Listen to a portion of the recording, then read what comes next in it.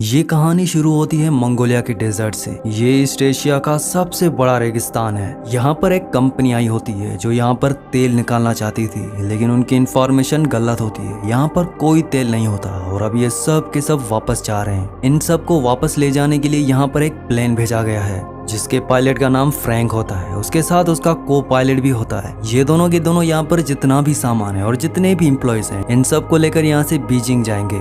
ये सब के सब प्लेन में बैठ जाते हैं और बीजिंग के लिए निकल पड़ते हैं। और तभी इस बहुत बड़े रेगिस्तान में तूफान आना शुरू हो जाता है। फ्रैंक का जो को पायलट होता है वो बोलता है कि हमें क्या करना चाहिए। फ्रैंक कहता है कि अगर हम वापस गए तो हमें फ्यूल के लिए इंतजार करना पड़ेगा, क्योंकि दोबारा उड़ान भरने के लिए हमारे पास फ्यूल नहीं है और उसमें कितना वक्त लगेगा मुझे नहीं पता, इसीलिए हमें आगे बढ़ना होगा। इसके बाद फ्रैंक अपने प्लेन को और भी ऊपर ले जाता है ताकि वो रेत के तूफान से निकल पाए, लेकिन यहाँ पर इनका प्लेन ओवरलोडेड होता है। ये तूफान में फंस जाते हैं। साथ ही रेडियो की मदद से राब्ता करने की भी कोशिश करते हैं, लेकिन इनका राब्ता नहीं हो पाता और रेत की वजह से इनका एक इंजन खराब हो जाता है। फ्रैंक कहता है कि मुझे इमरजेंसी लैंडिंग करनी होगी और वो इमरजेंसी लैंडिंग करने के लिए प्लेन को नीचे उतारना शुरू कर देता है। लेकिन ये लैंडिंग इतनी आसान नहीं होती क्योंकि आगे उसे कुछ भी नहीं दिख रहा होता और जैसे ही प्लेन और नीचे उतरता है तो उनके प्लेन का पिछला हिस्सा एक चट्टान से टकराता है, जिस वजह से पीछे का दरवाजा खुल जाता है। इनमें से एक पैसेंजर उड़ जाता है और उसकी मौत हो जाती है। और अब इनका प्लेन रेगिस्तान में घिसटता हुआ आगे तक जाता है और जब प्लेन रुकता है तो ये देखते हैं कि प्लेन में 2 पैसेंजर्स और मर चुके होते हैं, लेकिन अभी भी ये बाहर नहीं जा सकते क्योंकि बाहर तूफान चल रहा है। और जब तूफान थमता है तो ये दिखाया जाता है कि इनका पूरा प्लेन रेत के अंदर दफन हो चुका है। लेकिन कुछ ही घंटों के बाद रेत वहां से खुद ही उड़ जाती है और इनका प्लेन एक बार फिर से विजिबल हो जाता है। ये सब के सब बाहर आते हैं और अपने खाने की सप्लाई चेक करते हैं और उन्हें पता चलता है कि इनके पास 1 महीने के खाने और पीने की सप्लाई है। इन्हीं में से एक आदमी होता है, वो कहता है कि मैं चलकर यहाँ से बाहर निकल जाऊंगा। दरअसल इन्हें यहाँ से बाहर निकलने के लिए 200 माइल का सफर करना होगा, क्योंकि अब ये मंगोलिया में नहीं बल्कि चाइना में कहीं है। लेकिन इन्हें अपनी एग्जैक्ट पोजीशन नहीं पता होती और ना ही इनका रेडियो काम कर रहा होता है। वो आदमी तो यहाँ से चलकर निकलना चाहता है। वो कहता है कि मैंने मैराथन किया है, मैंने हाइकिंग ट्रैकिंग की है, मैं यहाँ से जा सकता हूँ। उसे बताया जाता है कि ये जुलाई का महीना है और रेगिस्तान में जुलाई का महीना सबसे गर्म होता है। अगर आप 1 गिलास पानी पियोगे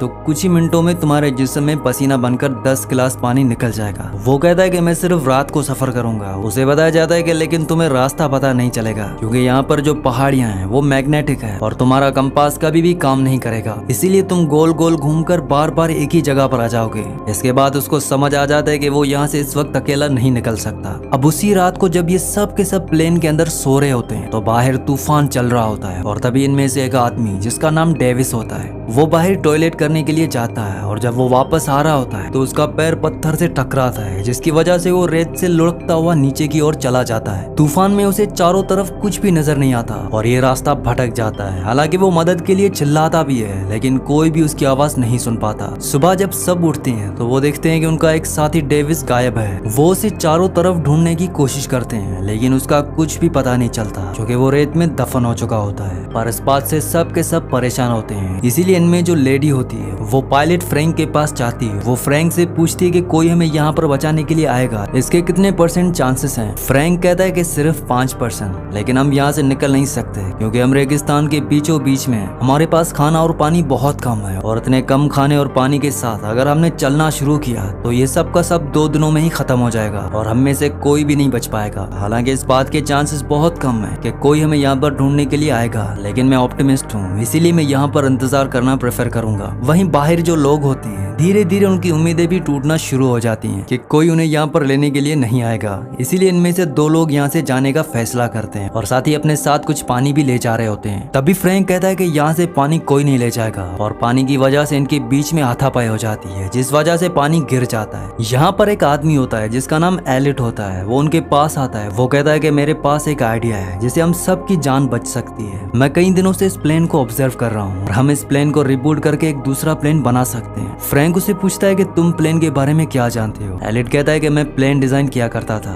दरअसल एलिट के बारे में कोई भी ज्यादा नहीं जानता था क्योंकि वो उस कंपनी के साथ काम नहीं करता था जो मंगोलिया में तेल निकाल रही थी।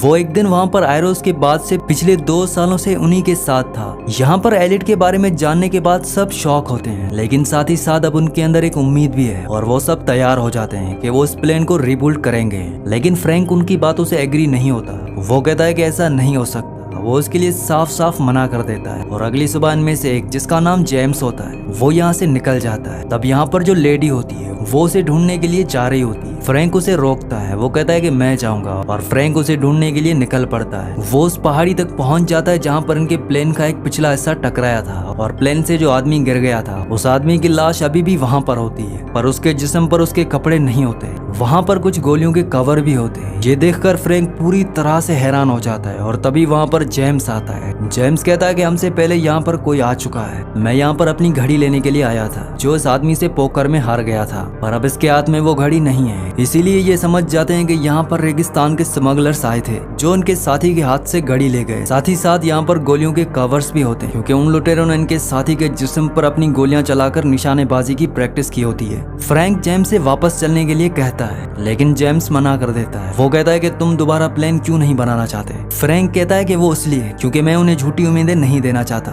ऐसा कुछ नहीं होने वाला। जेम्स कहता है कि इस दुनिया में हर एक इंसान प्यार चाहता है, और अगर हम किसी को प्यार नहीं दे सकते तो हमें उसे उम्मीद देनी चाहिए। अगर हम उसे उम्मीद भी नहीं दे सकते तो उसे वो करने देना चाहिए जो वो करना चाहता है। जेम्स की बातें सुनने के बाद फ्रैंक इन लोगों को प्लान बनाने में साथ देने के लिए राजी हो जाता है, बावजूद इसके कि उसे पूरा यकीन है कि प्लान नहीं बन सकता। ये दोनों के दोनों उस जगह पर आ जाते हैं जहाँ पर इनके बाकी साथी हैं, और अब ये सब मिलकर प्लेन बनाना शुरू करते हैं। ये दिन में काम नहीं करते क्योंकि यहाँ पर बहुत गर्मी होती है, इसीलिए पूरी रात काम करते हैं। पर इनकी परेशानी तब बढ़ जाती है जब एक रात को इनका वो फ्यूल जो इन्होंने आग जलाने और जनरेटर जलाने के लिए रखा होता है उस पर वेल्डिंग करते हुए चिंगारियां गिर जाती हैं और एक बहुत बड़ा ब्लास्ट होता है। हालांकि इस ब्लास्ट में किसी की जान नहीं जाती, लेकिन इनका सारा का सारा फ्यूल बर्बाद हो जाता है। अब इनके पास उतना ही पेट्रोल, मतलब कि उतना ही फ्यूल बचा है जिस पेट्रोल से ये यहाँ से निकल सकते हैं। ये अब इसका इस्तेमाल नहीं कर सकते, इसीलिए अब इन्हें रात को नहीं बल्कि दिन में काम करना होगा। और दिन में यहाँ पर बहुत ज्यादा गर्मी होती है, लेकिन ये हिम्मत नहीं हारते, ये दिन में काम करना शुरू कर देते हैं। और अब जब इन्होंने प्लेन को रिबूट किया है उसमें इन्हें एक विंग को जोड़ना है, और इनके पास एक ही मौका है। अगर ये विंग नीचे गिर गया तो ये कभी भी ऊपर नहीं आ सकते, क्योंकि इनके पास इतने भारी सामान को उठाने के लिए कोई भी क्रेन नहीं है। और अभी उसे धीरे धीरे ऊपर से छोड़ना शुरू करते हैं, लेकिन तभी वो जंजीर टूट जाती है जिसे इन्होंने उस विंग को होल्ड किया होता है। वो विंग बहुत तेजी के साथ नीचे की तरफ घिसटता हुआ जाता है और वो सीधा प्लेन से टकराता है। इस बात से सब हैरान हो जाते हैं। प्लेन के अंदर पहले से इनका एक साथी होता है जिसे उस विंग को एक बोर्ड से जोड़ना होता है, और तभी वो बाहर आता है। वो कहता है कि मैंने कर दिया। दरअसल जंजीर टूटने के बाद विंग जब फिसलकर प्लेन की तरफ गया था तो एग्जैक्ट उसी पोजीशन पर गया था जहां पर उसे जाना था, और इस विंग को जोड़ने के बाद इनके प्लेन का पूरा ढांचा तैयार हो चुका है। और सबको अब उम्मीद है कि ये यहाँ से फ्लाई करके निकल जाएंगे, इसीलिए ये नाचना और एंजॉय करना शुरू कर देते हैं। साथ ही साथ ये रेत भी हटा रहे होते हैं ताकि एक ट्रैक तैयार कर सकें और यहाँ से उड़ सकें। लेकिन ये सब इतना आसान नहीं है। एक दिन यहाँ पर इलेक्ट्रिक तूफान आ जाता है जिसमें बहुत सारी बिजलियां गिरना शुरू हो जाती हैं, और इनके जो प्लेन का विंग है उसके अंदर पेट्रोल है, इसीलिए वो सब वहाँ से भागकर दूर हो जाते हैं। लेकिन एलिट वहाँ से नहीं जाता क्योंकि वो किसी भी कीमत पर इस प्लेन को नहीं खोना चाहता। और जब उसके ऊपर बिजली गिरने वाली होती है तभी फ्रैंक उसे पकड़कर वहाँ से कूद जाता है, जिस वजह से उसकी जान बच जाती है, क्योंकि अगर एलिट को कुछ हो गया तो इनमें से कोई भी नहीं है जो प्लेन को पूरा कर सके। ये सब इस प्लेन का नाम फीनिक्स रखते हैं। फीनिक्स असल में इजिप्शियन माइथोलॉजी के हिसाब से रेगिस्तान का एक ऐसा परिंदा है जिसे बहुत ही पावरफुल माना जाता है, लेकिन इन्हें अभी भी फीनिक्स पर, मतलब कि अपने प्लेन पर बहुत काम करना है। अब धीरे धीरे इनका पानी भी खत्म हो रहा है। एक रात ये रेत की चट्टान से देखते हैं कि इनसे काफी दूर कुछ लोग हैं जो टेंट लगाकर वहाँ पर सो रहे हैं। असल में ये सब के सब स्मगलर्स होते हैं जो हथियारों के सप्लायर होते हैं, जो रेगिस्तान के रास्तों से हथियारों की सप्लाई एक कंट्री से दूसरी कंट्री में करते हैं। फ्रैंक कहता है कि हमें उनसे पानी की मदद मांगनी चाहिए, हालांकि एलिट मना करता है, लेकिन फ्रैंक और उनके कुछ साथी वहाँ पर उन लोगों से पानी की मदद मांगने के लिए जाते हैं। फ्रैंक और उसका साथी पत्थर के पीछे छुप जाते हैं ताकि अगर कोई भी खतरा हो तो वो पीछे से हमला कर दे।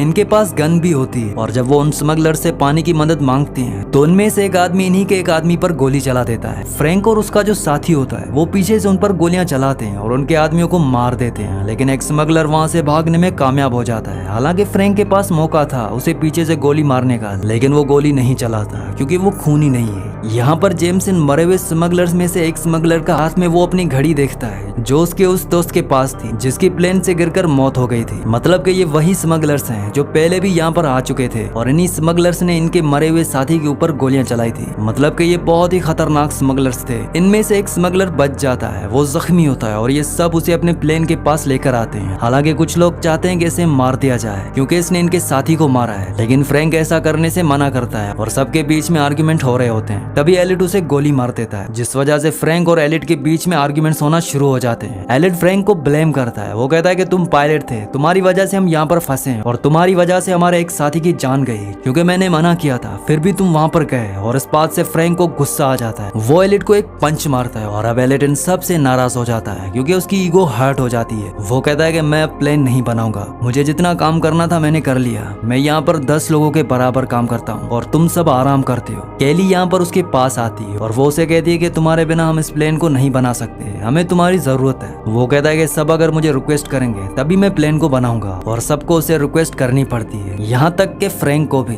फ्रैंक कहता है कि तुम यहाँ के बॉस हो, प्लीज इस काम को खत्म करो। इसके बाद एलिट मान जाता है। एक बार फिर से ये सब के सब प्लेन के काम को खत्म करने में जुड़ जाते हैं। एक दिन ये दूरबीन से देखते हैं कि जो स्मगलर यहाँ से भाग गया था वो अब अपने साथियों के साथ यहाँ पर पहुंच चुका है, पर वो लोग आगे नहीं बढ़ते क्योंकि वो जानते हैं कि इनके पास हथियार हैं। दरअसल स्मगलर्स के जो हथियार थे अब वो उन्हीं के पास हैं, लेकिन इन स्मगलर्स को ये पता है कि इनके पीने का पानी और खाना बहुत जल्दी खत्म हो जाएगा और जब ये पूरी तरह से कमजोर हो जाएंगे तभी वो उन पर हमला करेंगे। वहीं अब ये और भी ज्यादा जोरों शोरों से अपना काम करना शुरू कर देते हैं और इनका काम खत्म हो जाता है। और तभी फ्रैंक को एक मैगजीन मिलती है, इसमें कई सारे प्लेन्स के मॉडल होते हैं और इन्हीं मॉडल्स को देखकर एलिट ने इस प्लेन का मॉडल बनाया होता है। और यहाँ पर यह सबको पता चलता है कि एलिट जो प्लेन्स बनाता था दरअसल वो बच्चों के प्लेन्स थे, वो छोटे छोटे मॉडल्स बनाया करता था। हालांकि वो उड़ने वाले होते थे, लेकिन आज तक कभी भी उसने एक बड़ा प्लेन नहीं बनाया। इस बात से सबको गुस्सा आ जाता है, खास तौर पर अयान को। वो एलिट के सर पर गन तान देता है। वो कहता है कि इतने हफ्तों से तुम हमें बेवकूफ बना रहे हो,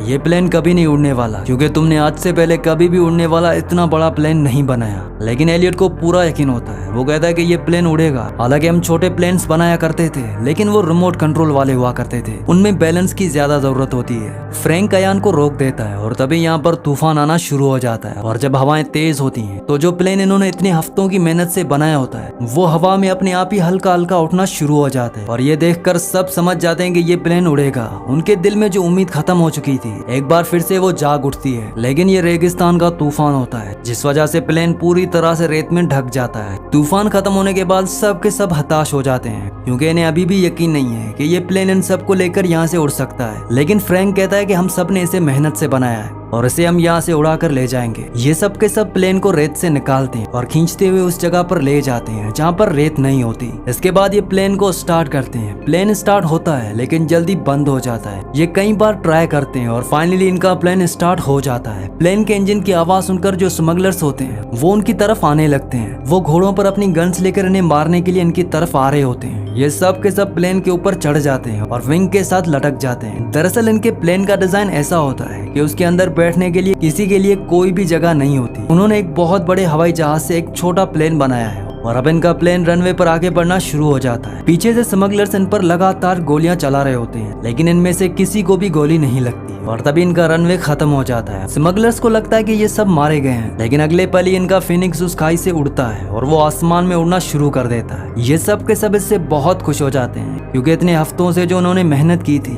वो मेहनत इनकी कामयाब हो चुकी है। और इस तरह से ये सब मौत के मुंह से, खतरनाक रेगिस्तान से जहाँ से निकलना नामुमकिन है, वहाँ से निकल जाती है। और लास्ट में हमें इन सब की फोटोज दिखाई जाती है। ये सब के सब अपनी फैमिली के साथ अपने काम में खुश हैं। फ्रैंक और उसका को पायलट अपनी खुद की एयरलाइंस खोल लेते हैं जिसका नाम वो फिनिक्स रखते हैं। और एलिट की फोटो एक मैगजीन में छपती है जिसमें क्वेश्चन मार्क के साथ लिखा होता है नासा की नई उम्मीद, मतलब कि वो अब नासा के लिए काम करता है। इसी के साथ इस मूवी का एंड हो जाता है। अगली कहानी आप किस मूवी पर सुनना चाहते हैं मुझे नीचे कमेंट्स में जरूर बताना। और अगर ये वीडियो आपको पसंद आई हो तो इस वीडियो को लाइक कर देना और मजीद ऐसी वीडियोस देखना चाहते हो तो इस चैनल को सब्सक्राइब लाजमी से कर दें।